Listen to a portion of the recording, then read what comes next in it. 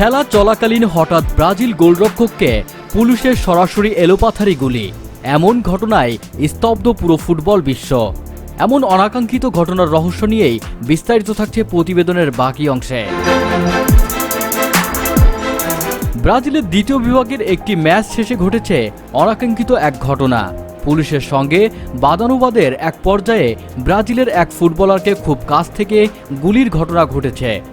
পরে গুলিবদ্ধ গোলরক্ষক রোমান সুজাকে অ্যাম্বুলেন্সে করে হাসপাতালে নিয়ে যাওয়া হয়। এর আগে অনুষ্ঠিত ম্যাচে সুজার দল গ্রোমিও অ্যানাপোলিস 2-1 গোলে হেরেছে সেন্ট্রো ওয়েস্টের বিপক্ষেই।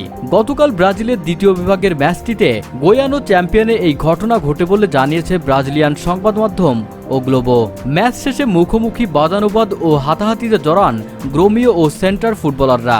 পরে পরিস্থিতি নিয়ন্ত্রণে আনতে স্থানীয় পুলিশ উভয় পক্ষকে বোঝানোর চেষ্টা চালায়। তারই এক ফাঁকে গ্রোমিওর এক ফুটবলারকে ধাক্কা দিয়ে বসেন প্রতিরক্ষের একজন। পরে গোলরক্ষক সুজাও চড়াও হতে গেলে রাবার বুলেটে নিক্ষেপ করে পুলিশ। সংবাদ মাধ্যমটি বলেছে, পুলিশ অফিসার খুব কাছ থেকে গুলি তাক করে শুট নেন সুজার পায়ে। ওই সময় রোমান সুজাকে তাৎক্ষণিকভাবে মাঠেই প্রাথমিক চিকিৎসা দেন গ্রোমিও টিম চিকিৎসক দিয়াগো বেস্তে। তাকে অ্যাম্বুলেন্সে থাকা মোবাইল আইসিইউতে প্রাথমিক চিকিৎসা দেওয়া হয়। পরবর্তীতে জোনাস দুয়ার্তে স্টেডিয়ামের এই ঘটনা নিয়ে আনুষ্ঠানিক বিবৃতি দিয়েছে গ্রোমিও ক্লাব কর্তৃপক্ষ।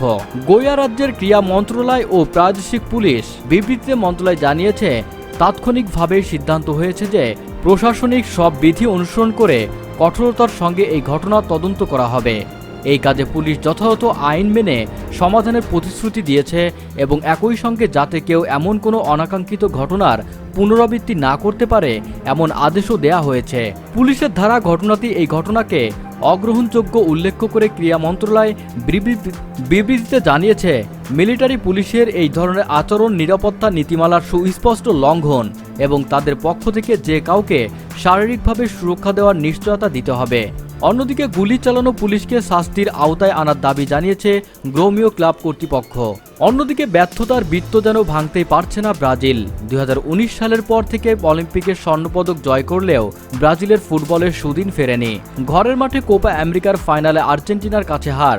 2022 বিশ্বকাপে ট্রাইবেকারে বাদ পড়া ব্রাজিলে ভক্তদের দুর্দশার গল্পটা বড় করেছে। কোচ নিয়ে চলেছে অনেক নাটকীয়তা। এরপর নতুন কোচের অধীনেও খুব একটা সুখে ছিল না ব্রাজিলের গল্পটা। দরিফাল জুনিয়র ব্রাজিলের কোচ হয়ে আসার পর স্বপ্ন দেখেছিলেন ভিন্ন কিছুর, কিন্তু তাও কাজে আসেনি। ঠিকই উরুগুয়ের কাছে ট্রাইবেকারে হেরে বিদায় নিতে হয়েছে তাদের। এতদিন পর এবার দলের বড় তারকা ভিনিসিয়াস জুনিয়র এবার নিজের কাঁধে নিয়েছেন দলীয় ব্যর্থতার দায়। নিজের ইনস্টাগ্রামে লম্বা এক পোস্ট করে জানিয়েছেন হতাশার কথা।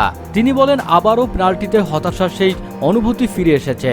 ভিনিসিয়াস নিজের এক কথাতেই ফিরিয়ে আনলেন কাতার বিশ্বকাপের হতাশার কথা। এবারেও কোয়ার্টার ফাইনালে হারতে হয়েছিল তার দলকে।